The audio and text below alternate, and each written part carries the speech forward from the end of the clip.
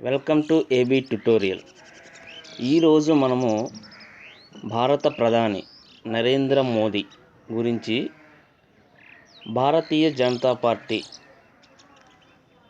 ప్రధానమంత్రి అభ్యర్థిగా ఎన్నికయ్యి ప్రధానమంత్రిగా గెలిచి 7 సంవత్సరాల పాలన కంప్లీట్ చేసుకున్న సందర్భంగా ఆయన గురించి తెలుసుకుందాం.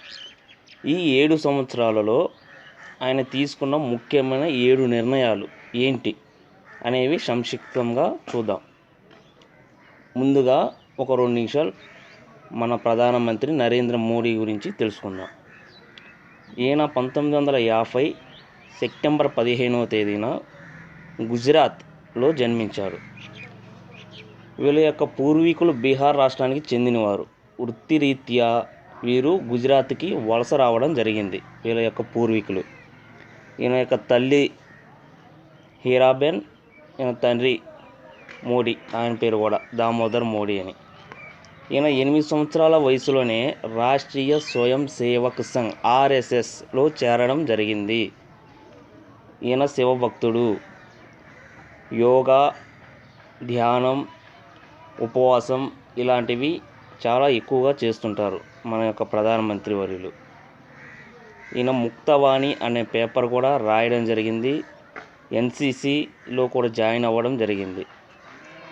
72 సంవత్సరాల యొక్క కాంగ్రెస్ కంటిన్యూస్ పాలన తర్వాత 130 కోట్ల ప్రజల యొక్క ఆంక్షలను నెరవేర్చడానికి ఈయన ప్రధానమంత్రిగా ఎన్నికయ్యి భారతదేశంలో సంచలనం సృష్టించారు. 2001 అక్టోబర్ 7వ తేదీన గుజరాత్ రాష్ట్రంలో సీఎంగా పదవి బాధ్యతలు చేపట్టారు. ఈయన వరుసగా సీఎంగా గెలవడం జరిగింది. గుజరాత్ రాష్ట్రాన్ని భారతదేశంలోనే నెంబర్ 1 రాష్ట్రంగా తీసుకెళ్లడంతో భారతదేశ ప్రజలు ఈయన్ని భారతదేశాన్ని కూడా నెంబర్ 1 స్థానానికి తీసుకువెళ్తారనే ఒక ఆశాభావంతో ఈయన్ని గెలిపించడం జరిగింది. ఈయన సంఘర్ష్ మా గుజరాత్ అనే బుక్ రాయడం జరిగింది. ఈయన గురువు వచ్చేప్పటికి లక్ష్మణ్ రావు బినాందార్. ఈజ్ ఆఫ్ డూయింగ్ బిజినెస్, ఇది గుజరాత్ రాష్ట్రంలో ది బెస్ట్ సీఎంగా 2007 సంవత్సరంలో ఈయన ఎన్నికయ్యారు. ఈజ్ ఆఫ్ డూయింగ్ బిజినెస్లో కూడా గుజరాత్ రాష్ట్రాన్ని మొట్టమొదటి ప్లేస్కి తీసుకెళ్ళడం కూడా జరిగింది. నెక్స్ట్ పిఎంగా మే 21వ తేదీన ఈయన రిజైన్ చేయడం జరిగింది 2014. వెంటనే మే 26 భారతదేశ ప్రధానిగా. అప్పటి వరకు కాంగ్రెస్ పాలన రూలింగ్ జరిగింది. నిరంతరాయంగా జరిగిన ఎటువంటి పార్టీ యొక్క సంపూర్ణ మద్దతు లేకుండానే విజయానికి కావలసిన కంప్లీట్ మెజారిటీ సాధించడంతో బీజేపీ పార్టీ ప్రధానమంత్రి అభ్యర్థిగా ఈయన ఎన్నుకోవడం జరిగింది. ప్రధానమంత్రిగా గెలిచారు.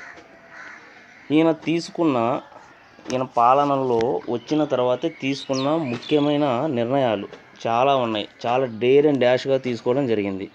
అదే ఆఫ్టర్ మోడీ వచ్చిన తర్వాత ఏ విధంగా ఉంది, 7 సంవత్సరాలు ఈయన తీసుకున్న 7 నిర్ణయాలు ఏంటి. ఫస్ట్, సర్జికల్ స్ట్రైక్ అనేది చాలా సాహసోపేతమైన నిర్ణయం అని చెప్పొచ్చు. భారతదేశంలోనే 40 మంది CRPF జవాన్లపై ఉగ్రదాడికి ప్రతీకారంగా మన ఆర్మీ సర్జికల్ దాడులు జరిపింది. 2016 డిసెంబర్ 28 తెల్లవారుజామున సరిహద్దులకు అవతల విధ్వంసం సృష్టించింది. పాకిస్తాన్ భూభాగంలో బాలాకోట్ ఉగ్ర శిబిరంపై సర్జికల్ స్ట్రైక్ చేపట్టింది. స్వాతంత్ర్యం వచ్చిన తర్వాత శత్రు దేశంలోకి ప్రవేశించి మరీ వైమానిక దాడులు చేయడం ఇదే తొలిసారి. ఈ దెబ్బతో పాకిస్తాన్ కంగుతిన్నది. ఎదురు దాడికి ప్రయత్నించినప్పటికీ అంతర్జాతీయ ఒత్తిళ్లతో తోకముడిచింది. నరేంద్ర మోడీ రెండవసారి ప్రధాని అయ్యేందుకు ఇది ఎంతగానో దోహదపడింది. ఈ యొక్క సర్జికల్ స్ట్రైక్స్ వల్ల ప్రయోజనం ఏంటంటే, తీవ్రవాదంపై పోరాటంలో భారత ప్రతిష్ట పెరిగింది. తన శత్రువులు ఎక్కడ దాక్కున్నా వారిని ఏరివేసే శక్తి భారతదేశానికి ఉందని నిరూపించబడింది ఈ యొక్క సర్జికల్ స్ట్రైక్ వల్ల.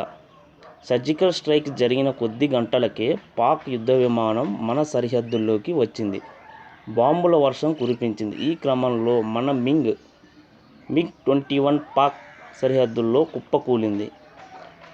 మిగ్ కమాండర్ పాక్ చెరకు చిక్కారు. చివరకు 2 రోజులకు విడుదల అయ్యారు.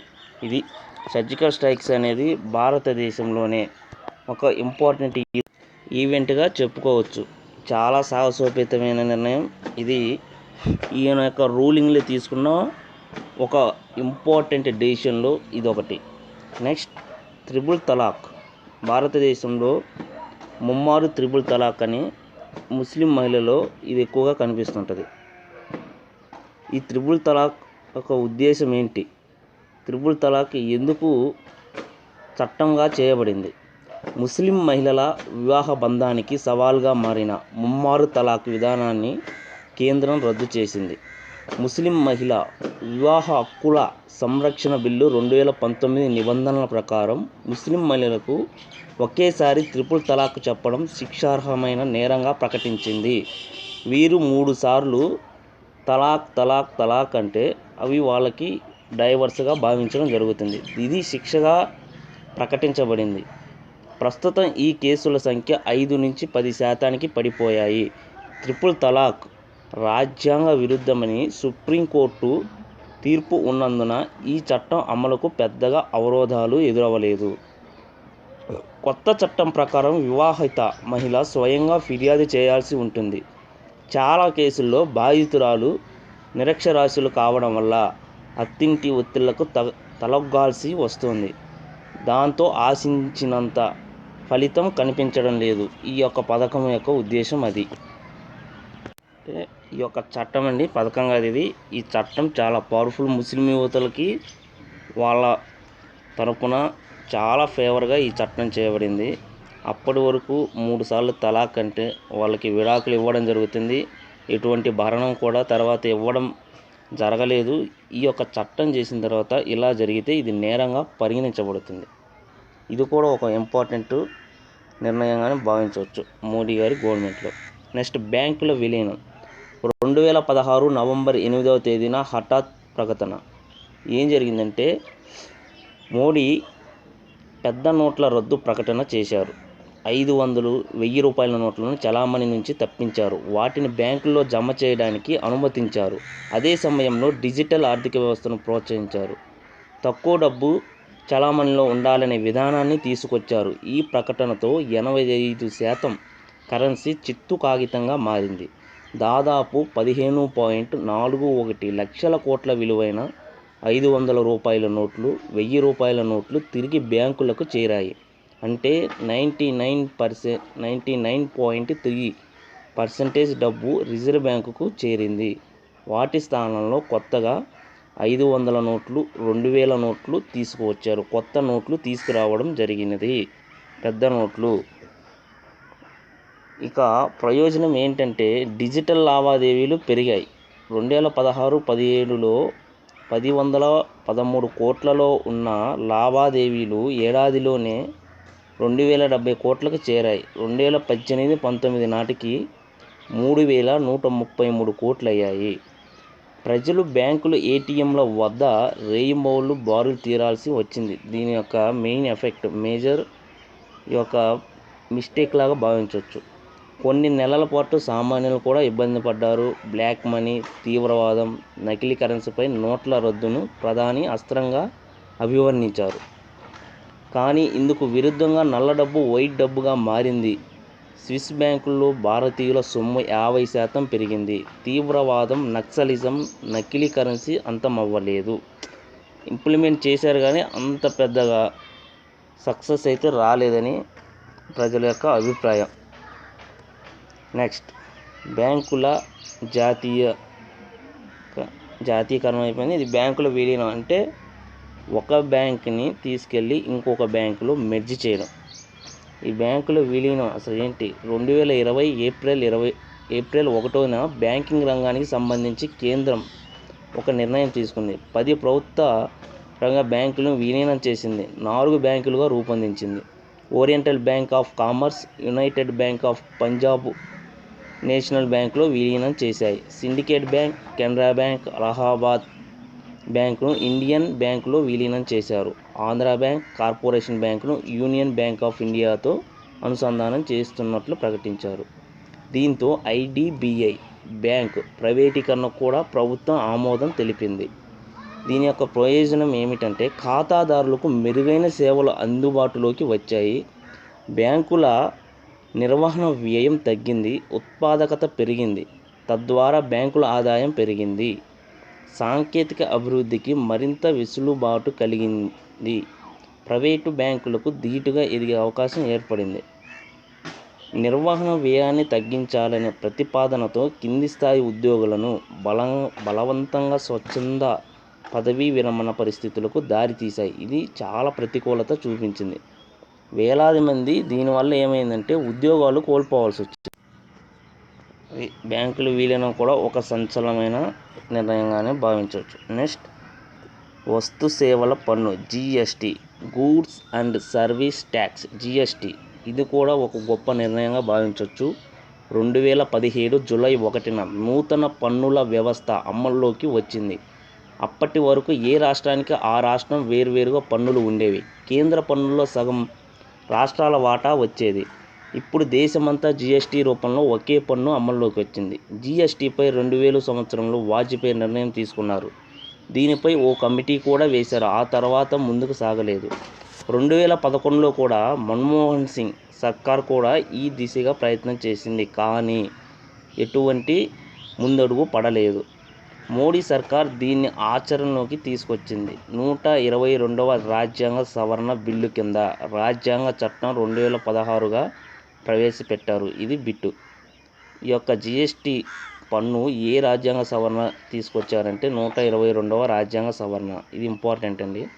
ఈ విధానంతో పన్ను వ్యత్యాసం పరిష్కరించబడింది. పన్ను వ్యత్యాసాలు పరిష్కరించబడ్డాయి. దేశమంతా ఒకే పన్ను అమలవుతోంది.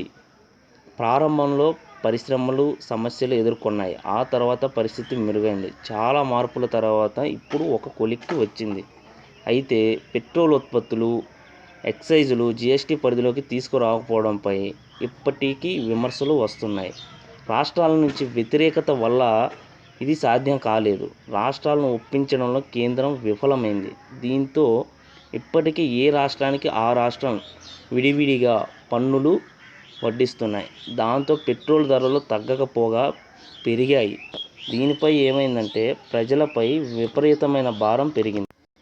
ఈ జిఎస్టిని మన దేశం, ఫ్రెంచ్ దేశం ప్రపంచంలోనే మొదటిసారిగా ప్రవేశపెట్టింది. అక్కడి నుంచి మనం తీసుకున్నాం. దేశం మొత్తం మీద ఒకే పన్ను ఉండాలనే ఉద్దేశంతో ఇది ప్రవేశపెట్టడం జరిగింది. చాలా రాష్ట్రాలు ఫస్ట్లో అయితే ఈ యొక్క విధానానికి యాక్సెప్ట్ చేయలేదు. ఎందుకంటే వాళ్ళ రాష్ట్రం యొక్క పన్ను ట్యాక్సెస్ ఎక్కువగా పోతున్నాయి సెంట్రల్ గవర్నమెంట్కి అనే ఉద్దేశంతో.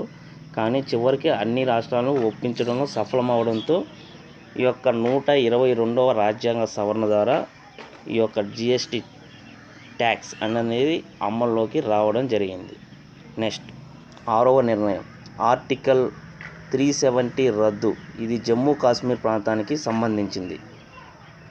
2019 ఆగస్టు 5న జమ్మూ కాశ్మీర్ రాష్ట్ర హోదా ఎత్తివేస్తూ కేంద్ర ప్రభుత్వం సంచలన నిర్ణయం తీసుకున్నారు. ప్రత్యేక రాష్ట్ర హోదాను కల్పించిన ఆర్టికల్ 370, ఇది ఇంపార్టెంట్, 370 ఆర్టికల్ కేంద్రం రద్దు చేస్తూ నిర్ణయం తీసుకున్నది. దీని తర్వాత ఆర్టికల్ 35A రద్దు అంశం కూడా కేంద్ర ప్రభుత్వం చేపట్టింది. ఇక్కడ 2 ఆర్టికల్ ఉన్నాయి. Article 370, article 35A. ఈ 2 కూడా జమ్మూ కాశ్మీర్ ప్రత్యేక హోదా, ప్రత్యేక ప్రతిపత్తిని గురించి తెలియజేస్తున్నవి. జమ్మూ కాశ్మీర్ను 2 విభాగాలుగా విభజించబడింది. జమ్మూ కాశ్మీర్, లడఖ్, జమ్మూ కాశ్మీర్ ఈ 2 కేంద్ర పాలిత ప్రాంతాలుగా విభజించబడ్డాయి. దీంతో అక్కడ ఏం ప్రయోజనం జరిగిందంటే భారత రాజ్యాంగం పూర్తిగా అమల్లోకి వచ్చింది. అప్పటి వరకు భారతదేశంలో ఒక రాజ్యాంగం ఉండేది. ఒక్క జమ్మూ కాశ్మీర్ రాష్ట్రంలో ఇంకొక రాజ్యాంగం, ఆ రాష్ట్రానికి సంబంధించిన రాజ్యాంగం అమల్లో ఉండేది. చివరికి భారత జాతీయ జెండా కూడా అక్కడ ఎగురవేయడానికి లేదు, ఈ ఆర్టికల్ రద్దు చేయక ముందు దాకా కూడా. ఎందుకంటే అక్కడ ప్రత్యేక జెండా ఉంది, ప్రత్యేక రాజ్యాంగం ఉంది. ఆ రాష్ట్రానికి అలాంటి హోదాని కల్పించడం జరిగింది. అప్పటి వరకు ఉన్న హోదాను ఒక్కసారిగా తీసివేయడం జరిగినది. దీనివల్ల జరిగిన ప్రయోజనం ఏమిటంటే కాశ్మీర్పై భారత రాజ్యాంగం పూర్తిగా అక్కడ అమల్లోకి రావడం జరిగింది. జమ్మూ కాశ్మీర్పై పూర్తి అధికారాలు కేంద్రం చేతుల్లోకి తీసుకోబడ్డాయి. 2 కేంద్ర పాలిత ప్రాంతాలుగా మార్చబడ్డాయి. అన్ని భారతీయ చట్టాలు ఇక్కడ అమల్లోకి వచ్చాయి. నరేగా, మహాత్మా గాంధీ, ఇది కరువు పని అంటారు తెలుగులో, విద్యా హక్కు చట్టం వంటి పథకాల అమలుకు మార్గం సుగమం అయ్యింది. ఒకప్పుడు రిజర్వేషన్లు కూడా అక్కడ అప్లై అయ్యేవి కాదు. అటువంటి దారుణమైన పరిస్థితుల నుంచి ఈ కేంద్ర గవర్నమెంట్ చాలా మంచి గుడ్ డెసిషన్ తీసుకుంది. తీసుకున్న నిర్ణయాల్లో ఇదొకటి చాలా గొప్ప నిర్ణయంగా మనం భావించవచ్చు. ప్రతికూలతగా రాష్ట్రంలోని రాజకీయ పార్టీలు ఈ నిర్ణయాన్ని అంగీకరించారు. లోకల్ పార్టీస్ జమ్మూ కాశ్మీర్లోని ఆ పార్టీల నేతలు గృహ నిర్బంధానికి గురయ్యాయి. కమ్యూనికేషన్ వ్యవస్థ పూర్తిగా నిలిపివేయడం జరిగింది. ఇంటర్నెట్ సదుపాయం కూడా చాలా కాలం వాళ్ళకి అసలు లేదు. దీనివల్ల అక్కడ ఉన్న పర్యాటక రంగానికి జమ్మూ కాశ్మీర్ చాలా ఫేమస్. అన్నీ దెబ్బతిన్నాయి. కర్ఫ్యూలు పెట్టడం ఎక్కువగా జరిగిపోయింది. ఉగ్రవాదం ఎక్కువగా ఉండడం జరిగింది. దానిని కూడా అణిచివేయడం కోసం కేంద్ర ప్రభుత్వం పూర్తిగా అధికారంలోకి తీసుకోవడం జరిగింది. తన చేతుల్లోకి తీసుకోవడం జరిగింది. Next CAA citizenship amendment act, చాలా ఇంపార్టెంట్ యాక్ట్ అండి. ఇది కూడా 2020 జనవరి 10న పౌరసత్వ సవరణ చట్టం CAA citizenship amendment act abbreviation కూడా అడగడానికి అవకాశం ఉంది. ఇది జనవరి 10న 2020 నుంచి అమల్లోకి వచ్చింది. బంగ్లాదేశ్, పాకిస్తాన్, ఆఫ్ఘనిస్తాన్ నుంచి ఎవరైతే వలస వచ్చిన ముస్లిమేతర అంటే హిందూ, బౌద్ధ, జైన, సిక్కు, పార్సీ, క్రిస్టియన్, వీళ్ళు ముస్లిమేతర అంటే ముస్లిం కాకుండా మిగతా వాళ్ళు ఎవరైతే వచ్చి ఉన్నారో వాళ్ళకి పౌరసత్వం ఇవ్వడం ఈ చట్టం యొక్క ముఖ్య ఉద్దేశం. ఈ చట్టం యొక్క ముఖ్య ఉద్దేశం అది. ముస్లిమ్స్ కాకుండా ముస్లిమేతరులకి పౌరసత్వం ఇవ్వడం. ఇందుకు ముందు ఈ ప్రజలు భారత పౌరసత్వం పొందడానికి, ఈ పౌరసత్వం పొందాలంటే వచ్చిన వాళ్ళు 11 సంవత్సరాలు భారతదేశంలో నివసించాలి అని ఒక ఆర్డర్ పాస్ చేసింది. పౌరసత్వ సవరణ బిల్లు తర్వాత ఈ కాలాన్ని 11 సంవత్సరాలు చాలా లాంగు, ఇలా కాదు 6 సంవత్సరాలకి తగ్గించాలని డిమాండ్స్ ప్రతిపక్ష పార్టీల నుంచి రావడంతో అప్పుడు 6 సంవత్సరాలకి తగ్గించారు. దీనిపై రాజకీయంగా ప్రకంపనలు చెలరేగాయి. ఇప్పటికి కూడా ఇది వివాదాస్పదంగానే ఉన్నది.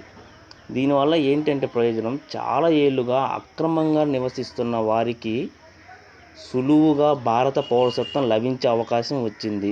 నిర్దిష్ట రూల్స్ రూపొందించడంలో కేంద్రం విఫలమైంది. విధి విధానాలకు ఈ ఏడాది జూలై 9 గడువుగా ఉంది. ఈ చట్టాన్ని చాలా రాజకీయ పార్టీలు వ్యతిరేకించాయి. ఫస్ట్లో అయితే ముస్లింలను లక్ష్యంగా చేసుకొని ఈ చట్టం చేశారని చాలా విమర్శలు రావడం జరిగింది. ర్యాలీలు చేయడం జరిగింది. ఆ ర్యాలీకి చాలా పార్టీలు కూడా, లోకల్ పార్టీలు, కొన్ని నేషనల్ పార్టీలు కూడా మద్దతు ఇవ్వడం జరిగింది. ముఖ్యంగా ఆర్టికల్ 14 ఉల్లంఘించడం అనేది విమర్శలు వచ్చాయి. రాజ్యాంగం కల్పించిన ఆర్టికల్ 14 ఏంటి? సమానత్వం, ఈక్వాలిటీ, సమానత్వ హక్కుకు భంగమని ఆరోపణలు కూడా చాలా వచ్చాయి. ఇది CAA citizenship amendment act. Narendra Modi government తీసుకున్న 7 సంచలన నిర్ణయాలు.